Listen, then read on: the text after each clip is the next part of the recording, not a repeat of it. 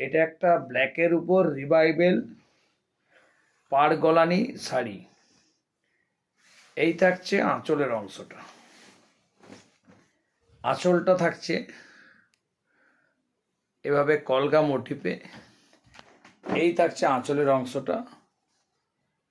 পাড়টা থাকছে মিনেকারিটা ডবল কালারের মিনেকারি দেয়া আছে, আঁচলে যেভাবে কালার দেয়া আছে এটাকে পাড় গলানি কাজ। এই থাকছে আঁচলের অংশ।